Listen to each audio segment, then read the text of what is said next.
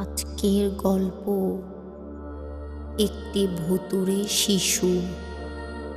আনুমানিক 50 বছর আগের ঘটনা। বিলকিস বেগমের একটি ছোট্ট ছেলে, বয়স 4 থেকে 5 বছর হবে। তার সাথে একদিন হঠাৎ একটি অপরিচিত বাচ্চা ছেলে খেলতে এলো। সারা বিকেল একসাথে থাকার পরেও সে সন্ধ্যাবেলায় খেলতে চাইল। সেই সময়টা ছিল বিলকিস বেগমের ছেলেটার পড়তে বসার সময়।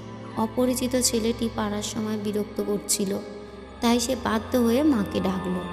বিলকিস বেগম এসে ছেলেটিকে বললেন বাড়ি ফিরে যেতে, কিন্তু ছেলেটি যেতে চাইছিল না।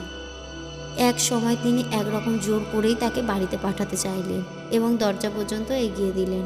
যাবার সময় ছেলেটির বাড়ির পেছন দিকে হেঁটে গেল।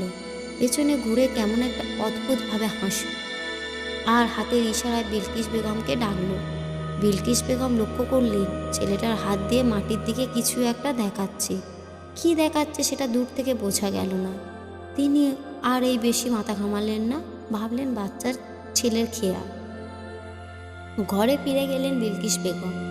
সেই সন্ধ্যের ঘটনার পরদিন বিলকিস বেগমের ছেলে জ্বরে পড়ল। কয়েকদিন কঠিন জ্বরে ভুগল ছেলেটা, অবশেষে মারা গেল। উত্তর বিহ্বল হয়ে কয়েকটা দিন কেটে গেল।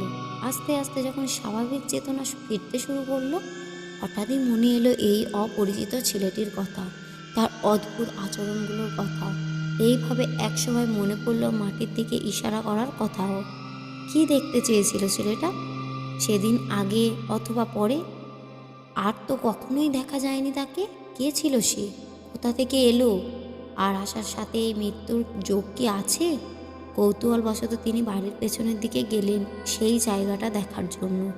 গিয়ে দেখলেন ছোট্ট প্যাসারদের একটি গভীর গর্ত, যা আগে কখনো ছিল না সেখানে। সেই অচেনা ছেলেটির খোঁজ করেও তাকে আর পাওয়া যায়নি কোনো দিন। হতে পারে সে অশরীরী কেউ। গল্পটি কেমন লাগলো কমেন্ট করবেন এবং একটা লাইক করবেন। আরও নতুন নতুন গল্প পেতে চ্যানেলটিকে সাবস্ক্রাইব করবেন।